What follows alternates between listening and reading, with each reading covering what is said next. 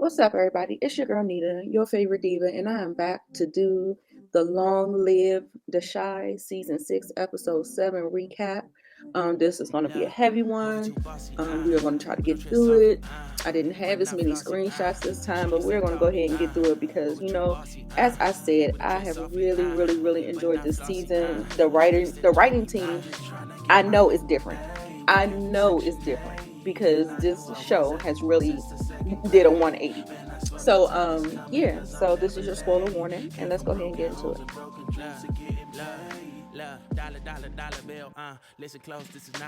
In the first scene, we just see Papa get into the realization that his father is gone. He is in the church in disbelief and horror. Just can't believe what is going on right now.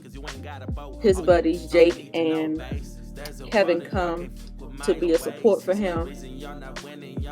And I really enjoyed that they really had them being a real support system for your boy Papa. Sometimes when you say you want to be alone or you don't want somebody to mess with you, but you want someone to comfort you, but you just don't know what kind of space you need. You don't know how to ask for it. And I felt like, they even understood that too, because Jake was like me, or Kevin, it was one of them was saying, are you just saying that, or do you really want us to be there? And so I like that they took kind of like a step back and they were just there, just to be there. But they went on ahead and left. Bakari came up in the church, and of course Papa went off on him because he knows that pretty much the people that he runs with are behind this happening. So, he's really upset with him. He doesn't really know how to grapple with his feelings, but he is upset. Bakari is hurt. We know Bakari didn't have anything to do with anything, but that's neither here nor there. The point is, Pastor is gone, and that's the reality of it. And so it was just really hard seeing that play out like that. But yeah, that was that scene.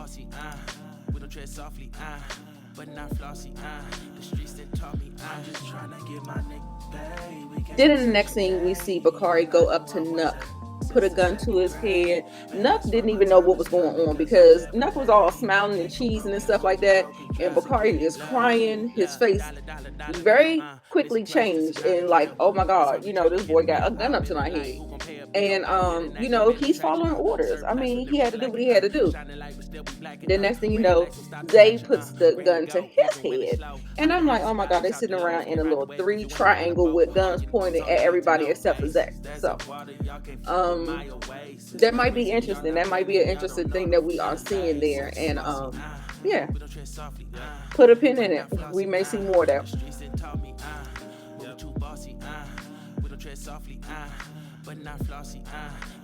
We get to Emmett and Keisha, and Emmett is, upset. He can't find nothing. They're fussing. They're going back and forth, basically about the same thing. Emmett isn't hearing Keisha. Keisha isn't hearing Emmett. Keisha feels like she's at her wit's end, so she texts someone, "Can we talk?" And we'll see who that is in a second.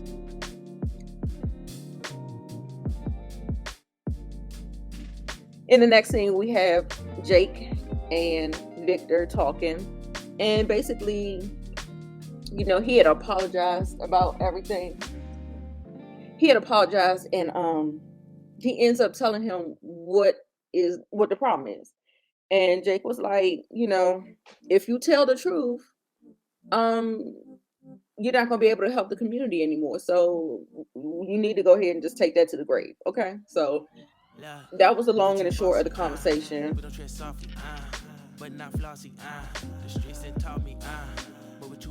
Jake tells Victor that when he first came back to the Shy, he told him he can trust him, but it feel like Victor doesn't trust Jake.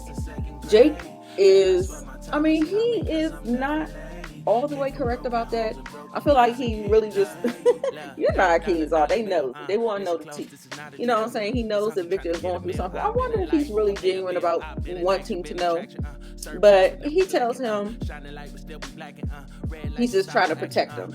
He was like, you're too young to know about certain things. And that's real because sometimes, so say like if a parent unloaded, dumped their emotional weight on their children, then their children be talking about they was traumatized because the parents didn't protect them by, letting them into their world, and they had to worry about them and all this other stuff.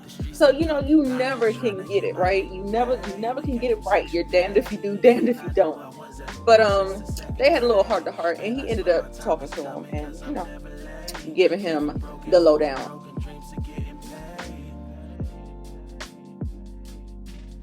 Child, if this scene did not give us Burr and Samuel from Soul Food, her going to another man to ask for help for her man. I said, boy, if this didn't get Soul Food vibes, I don't know what it's giving. But yeah, she pretty much asked him to help her out. She knows that he has Duda's ear, and she needs protection for her family, and that includes Emmett. And like I said, despite real talk, gave Keisha the hands because she did this. But I really felt like Keisha's hands was tied because what else are you gonna do? What we doing? We waiting on we gonna wait on and see what Emmett gonna do? Oh, okay. You let me know how that happened, how that work out. So now Victor is at his office, and he is definitely feeling the pressure. All of the people of the community are out there. It's a lot of people out there. The people are scared. A community leader was unalive in his home, and Victor is trying to figure out with Julian, what should he do? We need to do something for the community. And he decides to go ahead and organize a candlelight vigil so that they can all grieve together and come together as a community as they face this problem. Papa, you was acting real ugly in this scene, being upset at Kenya when Kenya's just trying to be there for you. All these dry ass answers. Yeah, no, yeah. Come on, Papa, do better than that. Because I understand you grieving, and she said the same thing. She was like, I know that you're grieving, but don't be treating me like shit just because you feel like shit. That's not fair. It's not fair. He tells her, do you know the last conversation that me and my father had was me walking out on him because he didn't think that we were right for each other? He said that his father said that he wasn't ready for that level of commitment. Being with Kenya and Kenya having a son, he's not ready for that level of commitment. He said, I think he was right. And I was like, oh boy, very, very ugly. I was like, okay. So then Kenya, she took her she left. She didn't say nothing else to him. She just left. And I was like, good on you, Kenya, because that could have just turned into something totally different.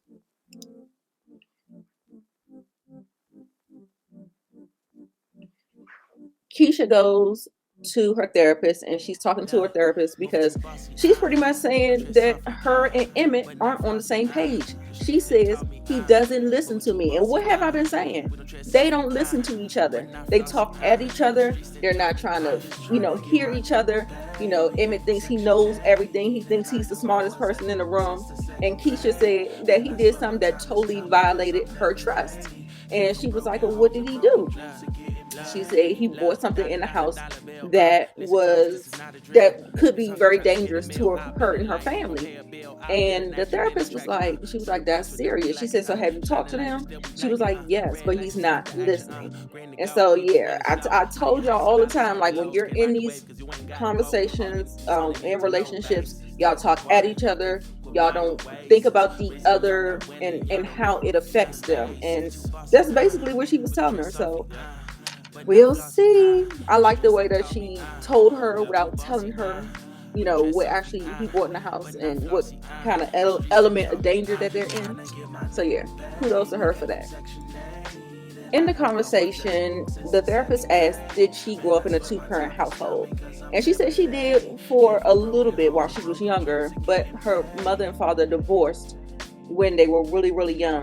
And her father was killed suddenly. And y'all remember that happened in season 1 of The Shy. So, yeah, that is what we're going to start touching on, is how she resolved conflict in a situation where it's a man and a woman in a house, and how it directly is affected by her mother's choices and what she's done. And she was saying something about the mother might be the source of contention for her. Her mother is the first person to break her heart. And a lot of times in relationships, you search for the same thing that a parental, what you're missing in your parental relationship, and you're looking for that in the next relationship. So she was like, maybe you might want to invite your mother to one of these sessions. And Keisha was like, she was like, I really want this to be about my healing. And she said, it's all connected. It's all connected to your childhood. And so that's where we're going with it. And so we'll see later on in the episode how that turns out.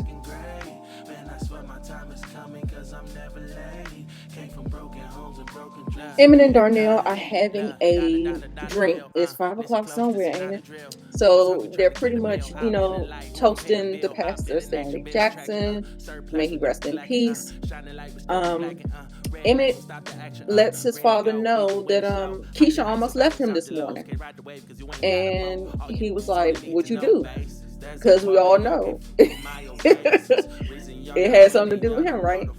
And he was like, nothing. Nothing. Emmett, you didn't do nothing. Okay. He said Keisha wants me to cut ties with Diva. And Darnell was like, see, that's why I'm team Keisha. And so he was like, well, what did you do to keep her? And he was like, well, I told her I'll handle it. And then he was like, so how you going to do that? He was like, I don't know. I'm going to have to buy them out or do something, but I got to figure it out. And so, yeah, we'll see how that turns out. And Darnell is pretty much, I don't think he came up with a solution just yet. But, yeah, so he knows a little bit about what's going on.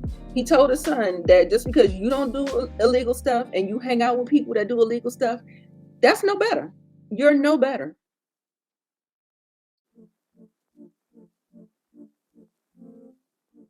Child, in the next scene, Maisha and Gemma get into it. And she's pretty much mad at her because she's 20 minutes late. They're already supposed to be in session. Studio time is not free and it's not cheap. So she gets kind of huffy in her chest with Gemma. Gemma said that she's sorry. She was meeting with another client. And then she was like, who? She said, Bakari's sister. Then they're going back and forth saying that she's on the same level as me. You ain't done nothing for me yet. And whoopie. She said that she's further along than you are. She said, so let's go ahead and just get this session together so that we can make something out of this session that's costing us a fucking fortune. And child, when I tell you Maisha hit that verse, I said, you put a little something, little something in there for her. There's a water y'all can't keep my oasis. Reason y'all not winning, y'all don't know the basis. Too bossy, we don't dress softly, but not flossy. Streets and talky, we're too bossy. We don't dress softly, but not flossy. Streets and talky, trying to get my lip. We can't be sexual like that. And you should be going to hell for running the streets like that. You should be a diabetic for coming in the streets like that. You think you sweet like that? I can't make it home in peace. I can't even pose for free. You think that she cute and you want to cry? Don't let her get close to me. No, over it. We ain't even where we supposed to be. Yeah, you wasn't even scared. Yeah, so she just ate on that joint. I was like, okay. I liked it a lot. Child, in the next scene, Deja and Shaw, Netflix and chilling, fell asleep, and next thing you know, he heard someone breaking into the house. So he goes in the compartment where the guns are, goes out there like guns are blazing, and scares the person who's breaking into the house off, but he also scares the shit out of Deja. Deja was like, what the fuck is this shit doing in my house? Get it out of here. And so he was just like, okay. And so he runs, he takes the guns, and he takes the guns out. And I was just like, oh my God. I said, this boy, he is skating on thin ice.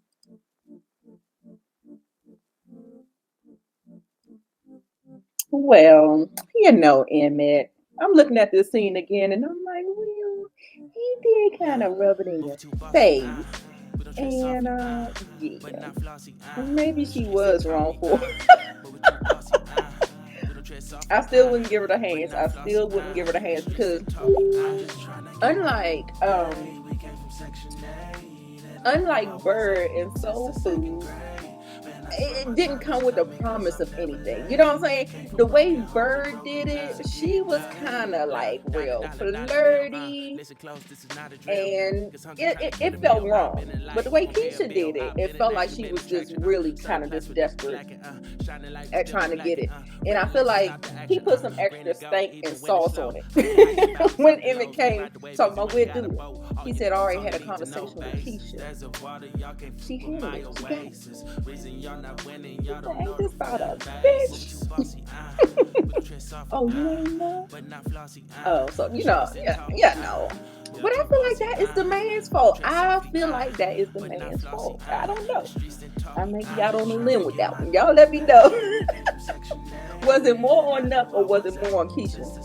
Now, Nuck could have did nothing if Keisha ain't do something. So if we start at the beginning of the story, But if we start at the beginning of the story, then we can point our fingers all the way back to Emmett, okay? Let me shut up. Anyway, next scene. This next scene wasn't giving me much of nothing, but Vic had a conversation with Fatima's, are they her house moms? Don't know exactly what they are, but they're friends of hers, and he's kind of asking for her hand in marriage, and do you think she want to start a family? Trying to get the lay of the land before he actually puts himself out there. So they was with it. They was like, oh, that's cute. That's cute. Child, in this scene, we see Nina sitting down, looking like she hella frustrated. The therapist, they're on two different sides of the couch. They looking like they hate each other, like something's going on. And nothing's going on. Like, I don't even understand why they look so irritated like that, like they don't really mess with each other. But Nina's frustration is, she don't know why she's there, and she's pretty much very defensive, as most parents are anyway. Very defensive about talking about all the stuff that she did wrong. And she said, when her husband left her, she didn't have anybody to help her. She did the best that she could. And Keisha's like, I know that. And so it's just, when you get into therapy, it always feels like an attack, but you just kind of have to listen and let the mutual person try to bring you through the conversation. Keisha tells her mom that maybe providing financially isn't all that they needed. They needed her attention. And she said, well, I gave you what I had left after my crazy job. And she was saying, well, maybe that wasn't enough. So then Nina is sitting there and she doesn't really know how to move on with the conversation. Then the therapist jumps in and says, Nina, why don't you have a conversation with Keisha as if she wasn't your daughter? So in revealing a truth, Nina turned around and talked to Keisha and said, I was taught that being a woman was going to find a good black man and having children. That's what my mom always wanted me to do, and that's what I did. Keisha said, well, what did you want to do? She was like, don't nobody care about what I wanted to do. I wanted to be a good daughter. Then she said, well, I wish I could have explored more. I wish I could have just lived my life just for myself. I wish I could have lived alone first. I wish I could have explored my sexuality. Like all of these things. Nina said, to be honest, she never wanted to be married and she never wanted to have kids. And then as soon as she said it, it was almost like she couldn't unsay it. And Keisha couldn't unhear it. And she looked at Keisha and Keisha looked devastated. She said, you didn't want us? She said, I didn't say that. I said, Nina, you did. You kind of did. So then she looks to the therapist and says, can you help me out here, doctor? She said, being pushed into motherhood is very common, either by society or by your family, but that is very, very normal. Nina was like, are we done here? And she said, no, I really want you to just sit with your feelings, sit with what's being said. You said that you feel like you had your children out of obligation, and your daughter said that she felt like an obligation. Keisha was like, I can't believe, what does this mean? I can't believe you didn't want us. I didn't say that. Yeah, you did, Nina. I'm sorry, baby, but you did, okay? So she was like, how do we move forward from this? Keisha, tears just welling up in her eyes. And I think in hindsight will be 2020. We will definitely come to a crossroads in this, because Keisha ended up having a baby through the SA. And I think when Keisha really gets out of her feelings, these type of feelings, and she understands and processes what actually happens when becoming a parent and how you have to grapple with the different feelings, the different realities of things, and how things come to pass, I think she will understand what her mother was saying. But in this moment, she just can't hear it because of what Nina said. Man, I about to had a little breakup cry sitting up here watching Kevin and Emmett share a moment. He's helping him pack, and he's asking Emmett, is he okay? Because it seems like he's distracted, something else is on his mind. And he was just like, telling him how proud he was of him and asking him, was he nervous? He was like, nah. Then he was like, you always been in my corner, and you always be my big brother. I was like, oh my God, y'all better not make me cry. I did though. I really did. That's why my voice sounded a little shaky, because it did have me kind of tearing up, and gave him a big old hug or whatever. And I was just like, oh.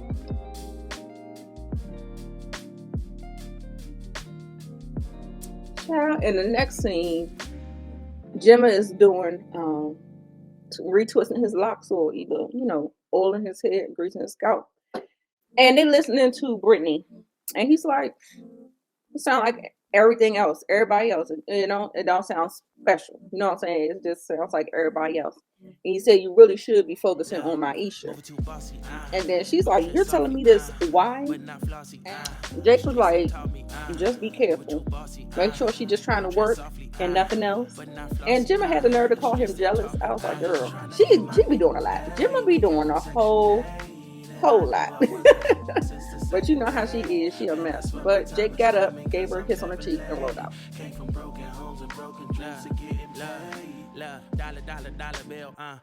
Oh, rest in peace, Pastor Stanley.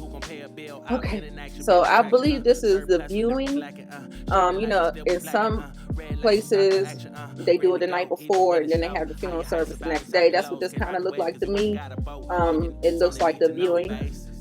Maybe just for a close family or whatever, or I don't know, but they're actually over his body, looking at it and all this other stuff. So they have a little come to Jesus moment. Bakari is still really broken up over it. I know Papa is, but Bakari is taking this like really, really, really hard.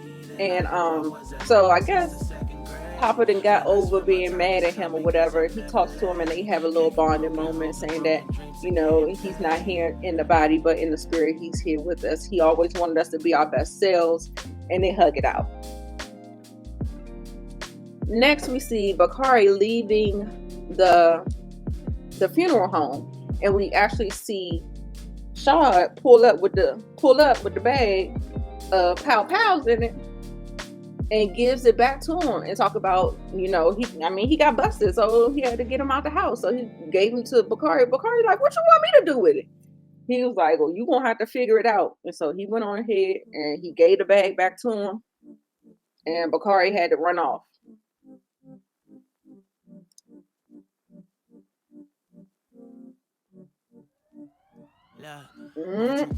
Things got a little heavy in this one. They were playing chess. Duda against Nuck. Zay don't know how to play yet. He was like, when you gonna teach me how to play? He said, when I have time.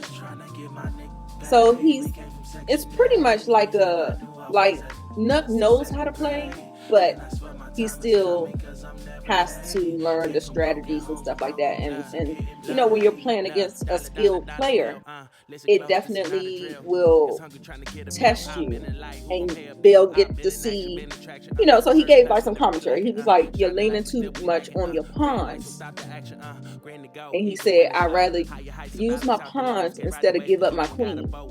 He said, you're supposed to use your queen. You're not supposed to protect her. He said, that's why I can see you coming from a mile away. He saw his weakness. And so he went and it was a checkmate situation once he took his queen. He took Duda's queen, but then Duda was able to get a checkmate off of him. And as you can see, this game was pretty intense, but Zay ended up laughing. He had some little smirk on his face, like he was like, because Duda was schooling Nut, and Nut got got sunned a little bit. He said, sometimes you gotta sacrifice the ones you love in order to win the game. Checkmate. Trig, Lord have mercy. Victor comes home. He's very impressed. Fatima has turned the house into a home. She's put a lot of finishing touches on it. She's doing everything that he wants. Having dinner cooked by the time he gets home, the whole nine. So he's so happy with her, so happy with that. He tells her he loves her. Then he also asks if she wants to start a family. Now, I don't know quite about that. I wonder, like, do men do that? Like, are they trying to keep the women busy? Is it something like the hold down and like to trap the woman so the woman won't go nowhere to start a family? Because it is just so funny to me. Like, he's just basically getting ready to get Jake ushered on out the way, and you know how rough it was trying to raise him, and then we're going to go back into this whole thing. I guess for his aesthetic, he's a politician now. Maybe he wants to hold, a housewife, 2.5 kids. He probably wants that image, but I think he has a lot on his plate, and I think thinking about starting a family while you have this FBI thing looming, and this, I don't know, it just doesn't feel right to me. It just does not feel right to me. But she was like, I didn't think it was in the cards for me, But she also has some reservation because he's always so busy. And she was like, I don't want to be stuck raising a baby most of the time by myself. And, he tries to assure her that he's going to be there for her. Child, that's what they say. That's not how it really goes down, though. But it was a cute enough scene. Didn't your brother tell you how it go? Didn't your brother tell you how it goes? He come in there asking with these straps to hold it for you. And he said he would never put you in that position. Didn't he say it? I could have sworn he said it. I know he said it. Her brother told her. Her brother told her. And that's the thing about kids. They a hard head makes for a soft ass. Okay, so we're gonna see how this plays out, but I think it's not gonna end well because they've been doing a lot of focusing on these guns, like I mean these straps every episode. It's like it's a thing. They're throwing it in there. This is going to be something. I know it is. I know it is.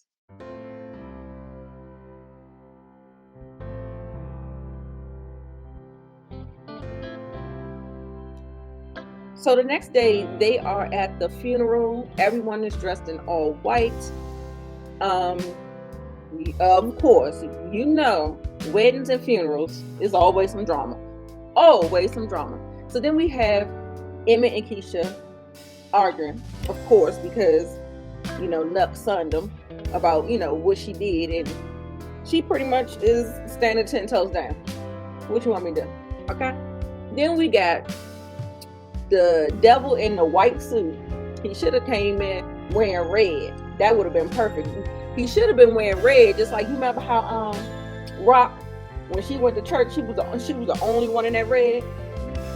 Don't be a coward, dude. Don't come in there wearing white. Put the red suit on, okay? And that mama, Papa's mama, she said, "Get out of here." She's not happy. I said, "I know that's right."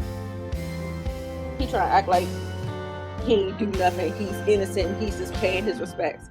If you get out of here, dude. Yeah, you guys. So Papa gave a very, very, very touching eulogy for his father. I can't. I really don't want to. I'll listen to it. Let's just listen to it. I have to be all those things for myself. I think we all have to do that. We have to make ourselves proud.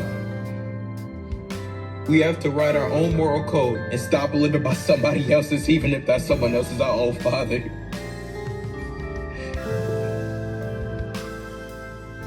I'll never get over this. I think my heart will always be broken. But when I want to break down, I remember to stand up. Not just for him, but for the man he raised me to be. Wanted more time. I think we all want that, but God's timing is the only clock I need. And the last thing my father gave me was a pocket watch that's been in our family for years. He told me to never waste my time or anybody else's. So I promise to cherish every moment of my life. And in doing so, I'll honor his. And his life deserves to be honored.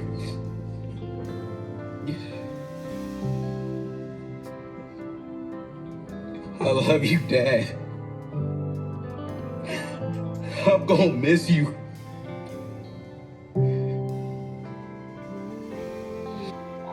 Rest in peace, Pastor Stanley.